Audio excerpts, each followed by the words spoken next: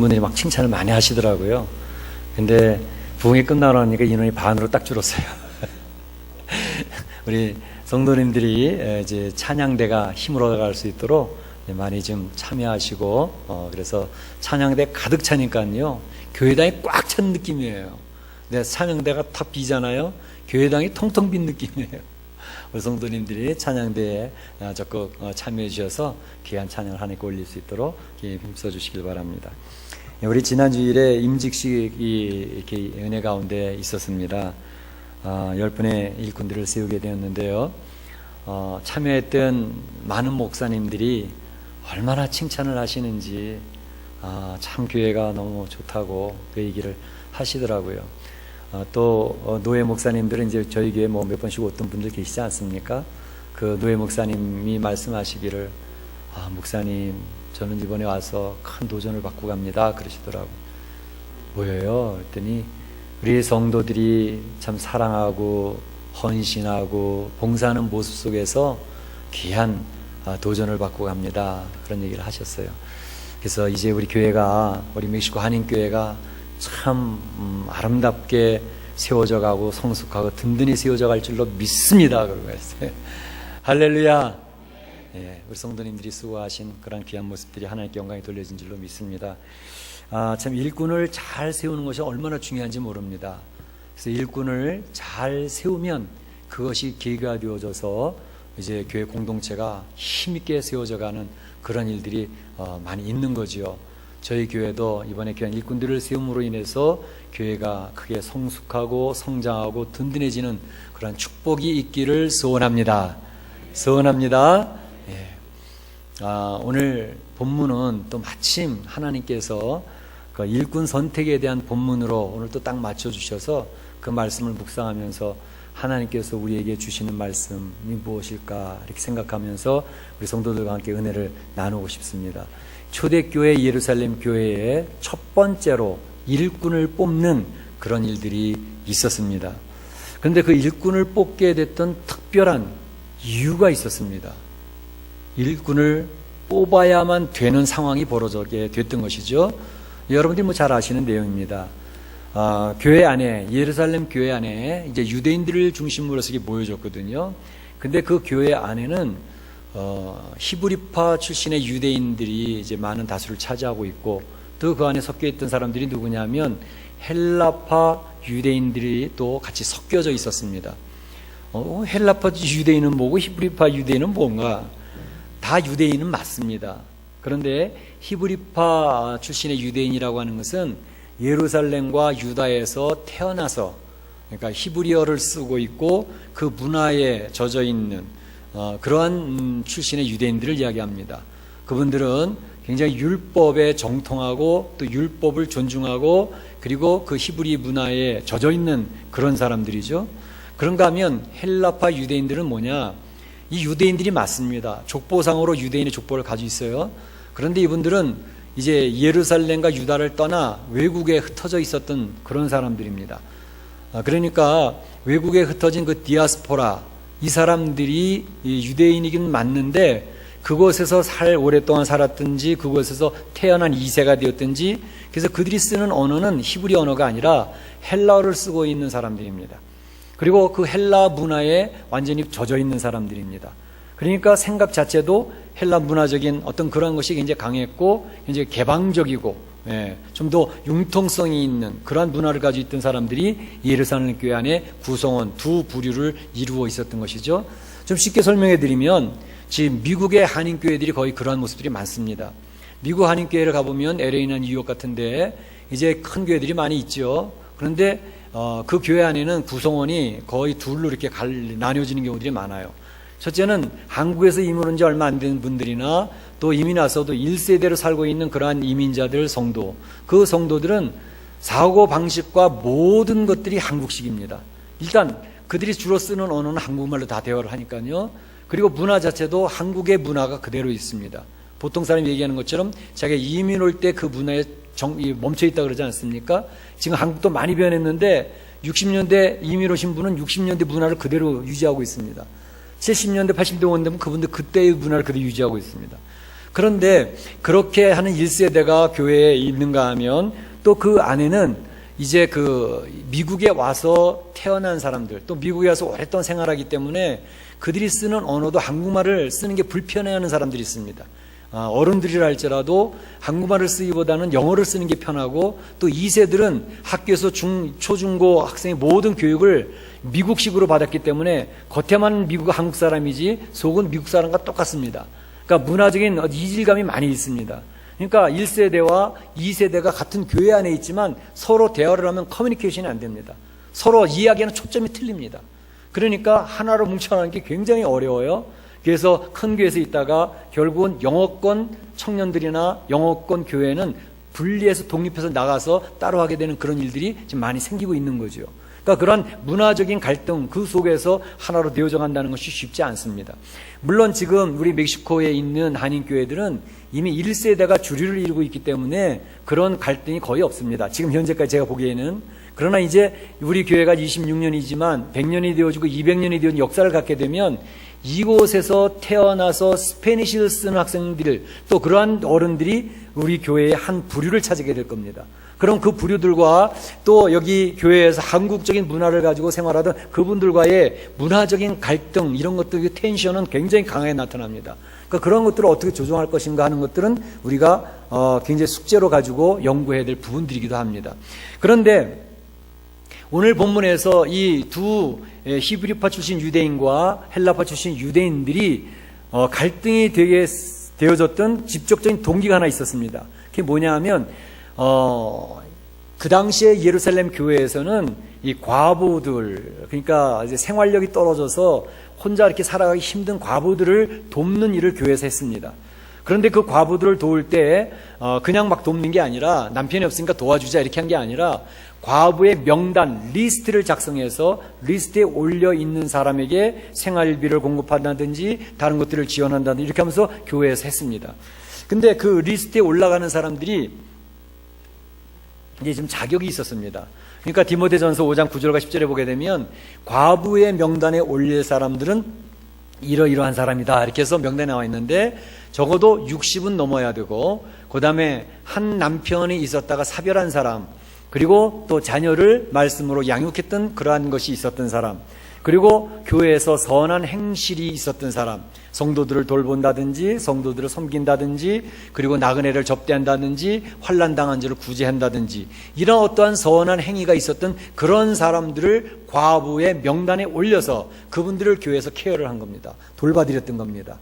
그런데 이것을 매일매일 명단에 올려가지고 하게 되는데 어떤 일이 벌어졌냐 하면, 이제 히브리파 출신의 과부들은 빠짐없이 명단에 착착착착 잘 올라가는 거예요.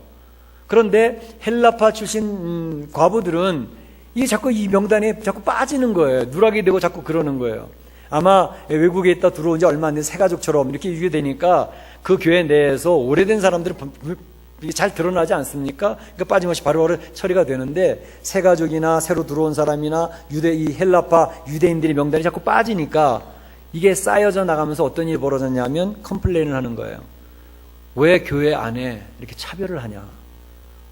어떤 사람들은 도와주고 왜 똑같은 우리들은 안 도와주냐? 근데 그게 이제 압력이 점점 높아져 가지고 터지기 일보 직전까지 가게 된 거죠. 그래서 이제 사도들에게 그러한 주문이 들어오게 된 것입니다. 이것은 당시 예루살렘 교회의 큰 위기였습니다. 왜 그러냐 하면, 예루살렘 교회 지금 우리가 사도행전을 쭉 살펴보면서 알았던 것처럼 교회가 굉장히 은혜 가운데 급성장으로 있지 않았습니까? 자기 재산도 팔아서 연약한 사람 돌보는 그러한 일들, 그러니까 다른 연약한 사람들 돌보고 배려하고 용납하고 아름다운 교회 공동체를 세워져 가고 있었는데, 그만 그 은혜로운 분위기가 깨어지기 시작을 하는 겁니다. 성도들이 갈라지기 시작하는 겁니다. 파벌이 생기기 시작을 하는 겁니다. 교회의 위기는 이게 가장 큰 위기입니다. 왜냐하면 교회가 외부적으로 공격을 받으면은요, 외부에서 교회를 핍박한다든지 환난을 준다든지 그러면 성도들은 더욱더 똘똘 뭉쳐갑니다. 그래서 외부적인 공격은 오히려 이겨낼 수가 있어요.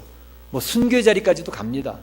그런데 교회 내부에서 성도들이 서로 갈라지고 서로 의견이 나눠지고 파벌이 생기고 성도가 성도를 비난하고 공격하기 시작을 하면, 그 공동체는 스스로 자멸해서 무너지게 됩니다. 이게 가장 무서운 겁니다. 로마의 무너짐이 왜 무너졌죠? 로마가 외부의 공격, 얼마나 힘센 군대로서 정복해 나갔습니까? 그러나 로마가 자기 스스로의 부패와 타락으로 스스로 무너져 버린 것 똑같습니다. 교회 안에도 교회 안에서 성도들이 나누어져 갈라지기 시작을 하면 스스로 자멸해서 무너져 버립니다. 이게 굉장히 위험한 거죠. 그러니까 사도들은 아차했습니다. 이거는 큰 위기다. 성도들의 마음이 갈라지는 것처럼 위험한 일은 없다. 근데 그때 물론 사도들이 고의적으로 그런 건 아니에요. 고의적으로 그런 건 아닌데 교인들이 늘어나면서 행정력이 거기까지 미치지 못하고 허점이 드러나기 때문에 일이 생긴 겁니다. 그러니까 고의적인 게 아니니까 이렇게 서로 좀 이해하고 이렇게 배려하고 그러면서 마음이 하나 됐으면 좋았는데 그러질 못합니다. 왜냐하면 사단이 틈타서 공격을 하니까, 바로 그걸 사용을 하니까, 그런 환경과 그런 분위기를 사용을 하니까 이게 문제죠. 그래서 이런 걸 보면서 교회의 일이 지금 사도들이 그 일을 전부 다 독점을 해서 하고 있었거든요. 교회 모든 일을 사도들이 하고 있었으니까. 그런데 이제는 사도들이 이렇게 독점을 해서는 안 되겠다 하는 걸 깨닫게 된 겁니다. 이제 교회들마다 이렇게 교회들의 특징들이 있는데 어떤 교회에서는 목사님이 모든 사역을 독점하는 교회가 있습니다. 목사님이 다 해야 돼요. 그리고 목사님이 굉장히 헌신적이고 굉장히 열심히 잘하는 것 같아요. 절대 바람직하지 않습니다. 사역이 독점되어지면 그 교회는 건강한 교회가 못 됩니다. 그렇기 때문에 교회에서 몇몇 사람이 그 교회 사역을 독점을 하게 되면 사단이 틈타기가 얼마나 좋은지 몰라요. 그러니까 이 사도들이 그것을 깨닫는 동시에 안 되겠다. 우리의 사역들을 위임을 하자. 하나님의 사람들을 세워서 위임을 하자. 그 결단을 하면서 문제를 처리해가기 시작한 겁니다. 그러니까 교회 공동체는요, 갈등이 늘 있습니다. 항상 평화롭고 기쁘고 즐겁고, 그럼 얼마나 좋겠어요? 교회 공동체가 늘 승리적인 교회가 되면 얼마나 좋겠습니까? 그러나 교회는 갈등이 파도가 반복돼서 오는 것처럼 계속 몰려옵니다. 그때에 그 오는 갈등과 이 사단의 호시탐탐 틈타기 때문에 틈만 보이면 공격하고 나옵니다. 예. 특히 목회자들을 향한 공격이 있을 수 있고요. 교회 지도자들을 향한 공격들이 많이 있습니다. 왜냐하면 위에 윗대가리만 치워버리면 끝나거든요. 그 사단의 공격은 항상 위에 리더 그룹을 향해서 공격을 합니다. 그런데 바로 이러한 일이 있을 때 그 갈등을 잘 대처해서 극복해 나가면 성숙해집니다. 그리고 귀한 열매가 맺힙니다. 그러니까 비가 오고 난 뒤에 땅이 굳어지는 것처럼 갈등을 잘 대처해서 지혜롭게 극복해 나가면 오히려 그 일로 통해서 더 좋은 열매가 맺어지지만 대처를 잘못하게 되어지면 그러면 우르르 무너지고 엄청난 심각한 타격을 입게 됩니다. 이 교회 공동체. 사단이 그걸 노리고 있는 거죠. 그런데 이것은 사실 교회 공동체뿐만 아니라 우리 개인 성도들의 신앙도 똑같습니다. 개인 성도들이 신앙생활 열심히 잘해보세요. 예수님을 만났죠. 막 기쁨이 넘치죠. 찬양이 넘치죠. 막 기도하러 교회 가고 싶죠. 막 열심히 하나 예수님을 만나서 복음의 놀라운 은혜를 잊게 되니까 뭐 그냥 온전히 교회에서 사는 거예요. 그래서 신앙이 막 성장하고 있는데 사단이 가만 놔둡니까? 안 놔둬요. 성도들이 하나님 앞에서 막 힘있게 성숙해 나가고 영적으로 건강하게 세워져 가는 것을 사단이 좋아할 리가 없습니다. 틈을 잡는 거죠. 틈을 잡아서 넘어뜨려요. 갈등을 던지고 혼돈 가운데 빠지게 만듭니다. 그 성도들이 혹시 신앙생활을 하다 여러 가지 갈등을 만났는지 혼돈이 오고 그러면 왜 나한테 이런 문제가 생기지? 그러지 마세요. 이것은 성경의 당연한 원리 중에 하나입니다. 가는 길입니다. 그러니까 아하, 이게 올 게 오고야 말았구나. 그리고 그것을 잘 영적으로 분별하면서 대처를 잘 하셔야 됩니다. 대처를 잘하면 더 좋아진다니까요. 대처를 잘못하면 타격을 입고 완전히 신앙에서 멀어지는 그런 일이 생기고 말이죠. 그러니까 성경에서도 보게 되면 성경의 모든 것을 잘 보세요. 보면 항상 신앙생활 잘하고 있던 사람에게도 불을 던집니다. 욥의 사건, 신앙생활 너무 잘하잖아요. 사단이 하나님 앞에 딜을 합니다. 저 욥 지금 자기가 축복받았으니까 하나님께 잘하지요. 저 축복받은 거 다 뺏어가 보세요. 하나님 원망할 겁니다. 그래? 한번 해보렴. 그 딜이 벌어진 거예요. 사단이 무너뜨리지 않습니까? 자녀들을 죽입니다. 재산을 다 뺏어갔습니다. 심지어 자기 아내까지도 내 하나님이 살아있긴 하는 거냐 욕하고 죽어라 그럽니다. 갈등에 빠졌습니다. 혼돈에 빠졌습니다. 그런데 욥은 그러한 갈등과 혼돈 가운데서 주님을 바라봅니다. 주님 앞에 엎드립니다. 무릎을 꿇습니다. 그 끝은 어떻게 됐습니까? 자녀들이 회복됩니다. 재산은 딱 2배로 곱절로 하나님께서 늘려주셨습니다. 해피엔딩으로 욥기가 끝납니다. 대처를 잘했기 때문입니다. 그러나 갈등이 오고 막 너무 답답하고 혼돈 가운데 빠졌는데 대처를 못했던 사람, 대표적인 사람이 사무엘상 13장 8절에서 13절에 나와 있는 사울의 얘기입니다. 사울 왕은 왕이 되어져서 지략이 있고 아주 용감한 사람입니다. 그런데 블레셋이 다가옵니다. 어떻게 할 줄을 모르는, 너무 강력한 군대가 지금 몰려오니까 이제 사울 왕이 군대를 이끌고 길갈에 가서 있습니다. 사무엘에게 도움을 구합니다. 사무엘 선지자여, 와서 도와주십시오. 그래, 알았다고. 그 길갈에서 일주일을 기다리고 있으라고. 일주일 기다립니다. 근데 하필 왜 사무엘 선지자가 약속을 했으면 약속을 좀 지키지, 일주일이 지났는데도 사무엘 선지자가 그 자리에 오질 않는 거예요. 그런데 설상가상 블레셋 군단은 지금 완전히 길갈로 내려오고 있는 상황이고, 이 사울의 군대는 다 겁을 먹어가지고 두려워 얼굴이 창백해져가지고 여기저기서 군사들이 막 도망가고 있는 상황이고, 사울 왕이 갈등에 빠졌습니다. 혼돈 가운데 빠졌습니다. 이를 어찌할꼬. 빨리 사무엘 선지자가 와서 제사를 드리고 하나님 앞에 도움을 구해서 이런 모든 것들이 해결이 되어져야 될 텐데 왜 사무엘 선지자는 왜 안 오는 거냐고. 갈등에 빠졌어요. 기다리다가 안 되겠다. 하나님도 이해하시겠지 뭐. 이 상황을 다 보셨잖아.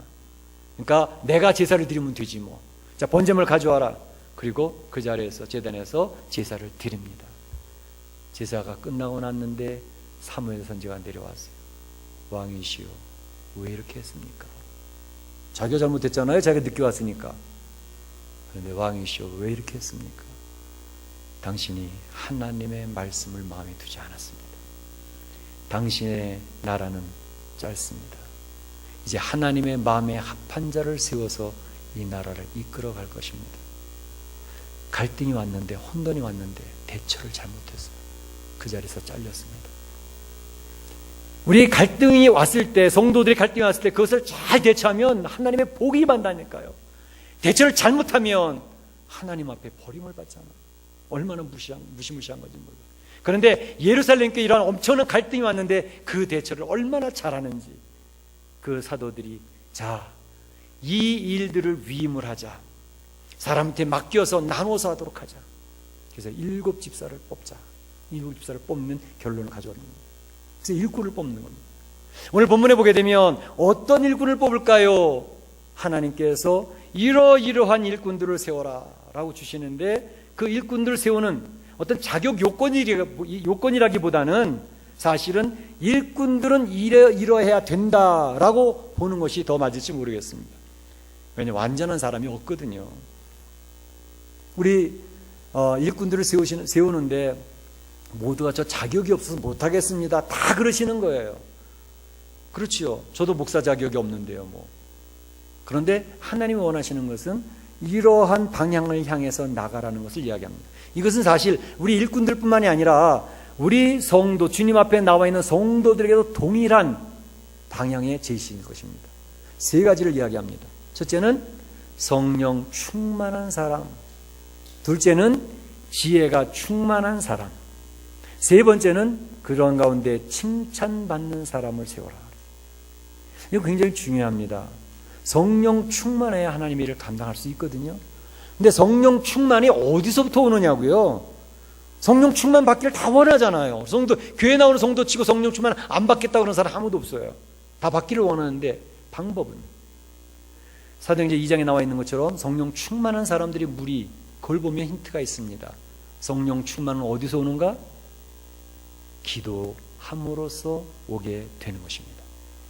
기도가 신앙생활의 기본입니다. 그런데 이 기도는요, 기도는 굉장히 기본인데 그 기본을 지키는 게 얼마나 중요하냐 하면, 요즘에 이제 유현진 선수가 LA 다저스에서 좋은 성적을 냈어서 얼마나 좋은지 몰라요. 근데 유현진 선수보다 먼저 다저스 갔던 분 있죠? 누구요? 박찬호. 이 박찬호가 간증하는 내용 가운데 보니 이런 일이 있습니다. 제가 LA 다저스 메이저리거로 딱 가서 이제 훈련을 받는데 거기 팀 코치가 이야기하기를 선수들한테 계속 강조하는 게 뭐냐면 타격을 했어? 그럼 1루수로 빨리 뛰어가. 한 번만 얘기하면 되잖아요. 그리고 이건 초등학교 처음 야구를 시작하는 사람한테 가르쳐야 되는 거잖아요. 지금 메이저리거입니다. 뭐 날고 뛰는 훌륭한 선수들입니다. 그런데 계속 강조하는 것이 타격을 했어? 1루수로 뛰어가. 그걸 계속 강조하더라는 거예요. 그래서 자기는 신선한 충격을 받았다고 얘기를 합니다. 기본은 아무리 강조해도 지나침이 없다. 신앙생활의 기도를 통해서 신앙이 시작되어진다는 것입니다. 기도해야 된다는 거예요. 아이, 목사님 이제 기도 열심히 하고 있어요. 기도 안 해본 적이 없어요. 열심히 기도하는데요. 근데 기도는 이 양을 채워야 되는 때가 있어요. 기도의 양을 채우는데 하나님께서요, 우리 응답하실 때 나는 기도했는데도 응답 안 되더라고요. 내가 기도할 때 하나님이 10이 될 때까지 하나님께서 그 양을 기다리실 때가 있습니다. 근데 10분의 9까지는 했는데 나머지 10분의 1을 기도하지 않아가지고 그냥 포기해버려가지고 응답 못 받는 사람들이 있다고요. 10분의 1만 더 채우면 되는데 하나님이 보고 계시는 기도의 분량이 있어요. 그 기도의 분량을 채워야 돼요. 중요한 겁니다. 기도 한 번 해가지고 다 응답되면 얼마나 좋아요? 그렇지 않아요. 하나님은 여러분이 소원하는 기도의 분량을 채우는 것을 보기를 원하셔요. 기도의 분량을 열심히 채우셔야 돼요. 근데 기도를 떠와서 이제 뭐 1시간, 2시간 이렇게 기도하는 그 기도하는 것을 통해 가지고 내가 기도의 분량을 채우고 있습니다. 예, 그거 굉장히 중요합니다. 그래서 심지어 기도하다가 졸지언정, 우리 옛날에 권사님들은 마룻바닥에서 기도하지 않습니까? 철야 기도를 계속 1년 내내 하시는 거예요. 근데 철야 기도가 와서 주무시다가 일어나서 새벽에 또 기도하고 또 주무셔서 기도하고 얼마나 귀한 일인지 모릅니다. 졸면서 기도할지언정 기도의 분량을 채우는 게 얼마나 중요한지 몰라요. 저도 25년 되니까 아버님을 교회 나오게 하시더라고요. 기도의 분량을 채우는 거예요, 그냥. 근데 기도의 분량을 채우는 것도 중요하지만 기도의 질도 중요합니다. 기도의 질이라고 하는 것은 뭐냐면 기도의 그 내용의 본질입니다. 분량 채우기 위해서 그냥 시간 채우는 것도 중요한데 좀 더 기도가 본질적으로 들어가는 게 필요합니다. 그것은 다윗의 기도를 보게 되면 어떻게 기도해야 되겠구나 깨닫게 되어지죠. 시편 전체가 다윗의 기도가 거의 나오지 않습니까? 다윗의 기도는 기도 속에서 하나님의 역사를 고백을 합니다. 기도 속에서 하나님을 만납니다. 그 기도 속에서 자신의 연약한 자신을 발견합니다. 기도 속에서 내가 회개해야 될 것들을 끄집어내고 회개합니다. 그 기도 속에서 하나님 앞에 결단하고 결심을 합니다. 기도하면서 끝나는데 찬양을 하며 힘차게 일어나서 하나님 앞에 나아갑니다. 이게 기도의 질이에요. 그냥 시간만 채운다고 기도가 분량은 채웠지만 기도의 질이 떨어지면 안 되겠죠. 기도의 질을 채우셔야 됩니다. 그 다음에 중요한 것은 지혜로 충만하는 것이 있습니다. 지혜로 충만하는 건 뭘까요? 골로새서 3장 16절에 보게 되면 그리스도의 말씀이 너희 가운데 풍성히 거하여 모든 지혜로 피차 가르치며 이렇게 돼 있어요. 그리스도의 말씀이 너희 가운데 풍성히 거하면 모든 지혜가 생긴다는 것입니다. 지혜는 지식과 다릅니다. 박사학위 가진 분들은 지식이 특출난 분들 아닙니까? 그런데 초등학교밖에 안 나온 우리 할머니 권사님들 지혜로운 분들 많습니다. 지혜와 지식은 다릅니다. 그 지혜는 어디서 오는 거냐 하면 하나님의 말씀으로부터 옵니다. 그 말씀 속에서 그는 하나님의 전능하심을 봅니다. 하나님이 역사하셨음을 깨닫게 됩니다. 그 속에서 복음의 은혜들을 느끼게 됩니다. 그 말씀 속에서 죄 지적하시는 하나님의 음성을 듣습니다. 그래서 회개할 때 나를 그 한없이 넓은 품으로 받아주시는 주의 손길을 보게 됩니다. 그 말씀 속에서 하나님의 축복받은 백성들이 어떻게 살았는지 그 지혜를 배웁니다. 이 세상 살아가는 방법이 성경에 다 나와 있습니다. 그게 지혜입니다. 그 지혜가 충만한 성도, 그런 사람이 하나님을 한다는 거죠. 또 한 가지 중요한 것은 칭찬받는 사람을 택하라 그랬습니다. 칭찬받는 것 굉장히 중요합니다. 이 칭찬받았다고 하는 것은 사람과의 관계 속에서 검증이 되어졌다는 것을 의미합니다. 사실 이 기도도 많이 하시고요, 또 성경도 많이 하셔가지고 믿음이 좋으신 분들이 많이 있어요, 교회 안에는. 그래서 자타가 본인도 나는 믿음이 좋아라고 자부하시는 분도 계시고 다른 분이 또 인정해 주시기도 하기도 하고, 그런데 그런 분들이 가끔은 성도들한테 인정을 못 받는 경우들이 있어요. 성도들이 그분 믿음이 좋은지는 모르겠는데 별로 거기는 문제가 있습니다. 이것은 바로 하나님 앞에서 독선적인 신앙을 가졌다는 것을 의미합니다. 그러니까 덕을 세우지 못하는 거예요. 그러니까 관계에서 실패했다는 것을 의미합니다. 하나님께서는 하나님의 일을 맡길 때에 어떤 사람을 시키느냐? 관계에서 성숙해 나가는 그런 사람을 하나님의 일꾼으로 쓰기를 원하십니다. 왜냐하면 교회는 그리스도의 몸인데 하나의 유기적인 공동체이기 때문에 서로가 톱니바퀴처럼 돌아가야 그 몸이 아름답게 유지가 되기 때문에 그렇습니다. 이번에 우리 월드컵 하는데 우리 한국이 16강에서 떨어졌어요. 그래서 1승이라도 좀 올려야 되는데 너무 안타까움이 많이 있었습니다. 그런데 월드컵 하면 우리 대한민국 사람들이 모두 영광스럽게 생각하는 2002년 월드컵 4강까지 올라갔던 때를 기억합니다. 그때의 용병술 히딩크 감독, 우리는 아직도 잊지 못합니다. 지금 보기만 해도 기분이 좋아져요. 그분이 대한민국 축구팀을 뽑아낼 때 생각한 게 있었습니다. 대한민국 지금 축구의 수준으로는 유럽의 기술이나 남미의 개인기를 따라갈 수 없다는 걸 이미 파악을 했어요. 체력, 서구의 남미의 그 등치 좋은 그 체력을 대한민국 조그만 왜소한 친구들이 따라갈 수 있겠느냐? 불가능하다는 걸 알고 있었어요. 그렇다면 체력과 개인기로 이 강팀들과 싸울 수 없다는 걸 알았기 때문에 히긴트 감독이 생각했던 건 뭐죠? 팀플레이입니다. 팀플레이. 그저 공이 오면 빨리빨리 패스하고 속공을 해서 넓은 공간을 확보하고 넓은 공간을 확보하는 가운데 좋은 찬스를 만들면 기회가 있다는 걸 파악한 거죠. 그래서 선수들을 뽑아낼 때 그 당시에 골 잘 넣는 선수들도 있었습니다. 아주 개인기 좋은 선수들도 있습니다. 개인기 좋은 뭐해? 한국 안에서만 개인기 좋은 거지. 세계 무대에 내놓으면 게임이 안 되는 거죠. 그러니까 팀플레이 하는 정신을 가진 사람들을 뽑아내서 훈련을 시키는 거예요. 팀플레이가 되니까 왜소하죠. 개인기 딸리죠. 속공으로 빨리빨리 하니까 이 실력 있고 등치 좋은 사람들이 그걸 따라갈 수가 없는 거예요. 그래서 그 열매가 나왔잖아요. 하나님의 교회 공동체도 똑같습니다. 교회 공동체도 팀플레이가 되어져야 됩니다. 그래서 실력 있는 어떤 개인기 좋은 능력 있는 어떤 사람의 단독 드리블 하는 것은 뭐 좋을 수도 있지만 전체 공동체에 별로 도움이 되지를 않습니다.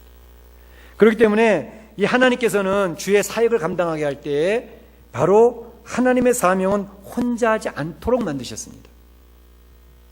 주님의 제자들이 연약하다는 걸 아셨기 때문에 제자들을 팀으로 만드시는 겁니다. 12명의 팀으로 꾸며놓으신 거예요. 그리고 서로 믿고 의지하면서 신뢰하는 습관을 훈련을 시키셨어요. 서로 믿고 의지하라고. 서로 팀을 이루어서 사역하라고. 그래서 비판과 비난은 아무런 도움도 되지 않습니다.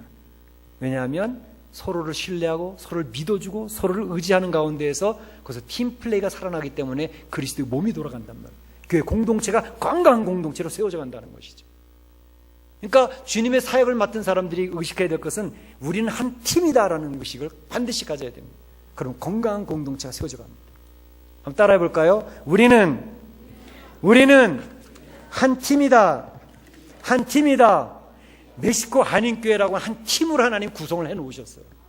그렇기 때문에 한 팀이 어울려서 공동체를 건강하게 세워져 가야 되는 거죠. 그러니까 이 교회 일꾼을 세운 그의 결과는 어떻게 됐습니까? 행정이 팡팡 돌아가는 거예요. 7명의 집사님을 세워가지고 거기 전담을 시켜서 이 역할을 위임했으니까, 역할을 분담을 하니까 그 사람들은 과부 명단 작성하고 접대하고 하는 그런 경제적인 문제 이런 것들만 하면 된다고. 그러니까 쫙 돌아요. 그러니까 그 행정이 돌아가고 근로 시간이 여유가 많이 가니까 이 사도들한테도 베네핏이 왔습니다. 사도들의 무슨 베네핏? 말씀과 기도에 전념할 수 있는 베네핏이 온 거예요. 그러니까 말씀에 열심을 다하니까 말씀이 점점 흥왕해지는 거죠. 말씀이 흥왕해지니까 놀라운 역사가 벌어지는 거죠. 이 말씀의 능력이라는 것은 엄청난 겁니다. 그래서 저는요, 우리 성도들에게 어떻게 하면 성경에서 이야기하는 말씀을 좀 알아듣기 쉽게 하나님이 의도한 그 중심 메시지를 잘 설명해야 할까? 저 초등학생들도 좀 알아들을 수 있도록 잘 설명해서 여러분 전달하려고 하는 것을 제 목사된 직무로 생각을 합니다. 그래서 말씀을 열심히 가르치려고 하는 그 내용에 있는 이 내용이 무슨 내용인지 그게 이해되어지면 하나님 뜻을 이해하게 되는 거거든요. 그러면 그 말씀이 우리 공동체를 세우고 우리 성도들을 세우는 것이죠. 히브리서 4장 12절에서 얘기한 것처럼 말씀은 살았고 운동력이 있어 좌우의 날선 어떤 검보다도 예리하여 우리 혼과 영과 관절과 골수를 찔러 쪼갠다 이렇게 얘기하고 있다. 하나님의 말씀이 역사를 하는 것입니다. 설교가 역사한다고요? 목사가 유능해서 스킬이 있고 재주가 있어서 교회를 성장시킨다고요? 어림도 없는 소리입니다. 성도들을 건강하게 세우는 것은 말씀이 하는 것입니다. 교회 공동체를 건강하게 세워나가는 것은 말씀의 사역입니다. 그렇기 때문에 우리는 말씀을 열심히 배워야 되고 또 조 목사가 말씀을 자유롭게 잘 가르칠 수 있도록 우리 성도님들이 좀 도와주시길 바랍니다. 할렐루야, 할렐루야. 이게 중요해요. 목사가 무슨 말을 하냐가 아니라 하나님이 무엇을 말씀하시느냐, 이것을 듣는 게 중요하다니까요. 그러니까 말씀이 흥황해지니까 어떤 일이 벌어졌어요? 제자의 수가 많아지고 제자의 수가 많아지는 겁니다. 그러니까 성도들이 영적으로 건강해지니까, 성도 한 명 한 명 영적으로 건강성이 유지가 되니까 공동체가 건강해지잖아요. 건강해지니까 성도들이 모여 그릇이, 그러니까 교회 공동체 그릇이 넓어지면은요 들어와서 채워지는 거예요. 이렇게 공동체 그릇이 속이 좁잖아요. 받아들이지 못하잖아요. 담이 높잖아요. 채워져도 다 흩어지게 돼서 다 담지를 못하니까 깡통에다 얼마나 담겠어요? 그러나 드럼통이 되어지면 담기는 거죠.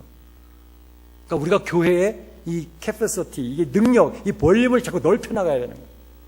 쫙 흡수해버릴 수 있는, 스펀지같이 쫙쫙 빨아들일 수 있는 그런 복음의 포용성으로 성도들이 준비되어지면 팍팍 채워질 줄로 믿습니다. 이게 중요해요. 우리 마음을 하나님 앞에 내려놓으면 돼요. 우리 마음이 높아지기 때문에 담이 높아지는 거거든요. 그러니까 내 마음을 내려놓으면 이게 넓어지는 거예요. 겸손한 사람을 싫어하는 사람은 아무도 없습니다. 교만한 사람은 거북해서 피하죠. 그러니까 우리가 말씀 앞에 엎드리면 이게 넓어지는 것입니다. 그러니까 어떤 일까지 벌어졌냐 하면 제사장은 어떤 사람이에요? 복음에 반대하던 사람입니다. 복음 전하는 자를 잡아가던 사람입니다. 복음 전하는 사람을 잡아서 죽이는 사람이 제사장들입니다. 그런데 제사장의 무리도 이 복음에 복종하니라 이렇게 되어 있어요.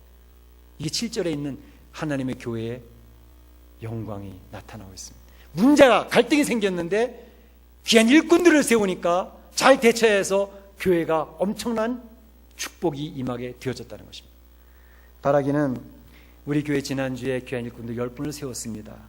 이 일을 통해서 귀한 일꾼이 세워진 것을 계기로 해서 주님의 교회가 든든히 세워지기를 축원합니다. 축원합니다. 그런데 우리 성도들도 나도 마음에 가져야 될 것은 이제 기도의 그 기본을 잘 지켜서 주님과 깊은 교제 속에서 성령 충만한 사람이 되어져야 되겠다. 그렇게 되시기를 축원합니다. 말씀에 깊이 빠지기를 원합니다. 말씀에 그 바닷속에 빠져보시길 바랍니다. 말씀에 그냥 덮여지는 그런 역사, 그럼 지혜로 충만해집니다. 그렇게 되시기를 축원합니다. 칭찬받는 일꾼들이 되시길 바랍니다. 칭찬받는 것은 관계 회복입니다. 구원은 관계 회복입니다. 하나님과의 관계 회복, 주변 죄인들과의 관계 회복, 그래서 하나님의 구원받은 사람이 검증되는 것입니다. 그래서 칭찬받는 성도들이 되셔서 주님의 공동체를 건강하게 세워서 하나님의 귀한 역사를 이루는 우리 멕시코 한인교회가 되어지기를 주의 이름으로 축원합니다. 축원합니다. 네, 다 같이 기도하겠습니다. 이 시간 주어진 말씀에 내 마음에 자리 잡은 거 있으면 한 가지라도 붙들고 하나님 앞에 기도하실 수 있기를 바랍니다.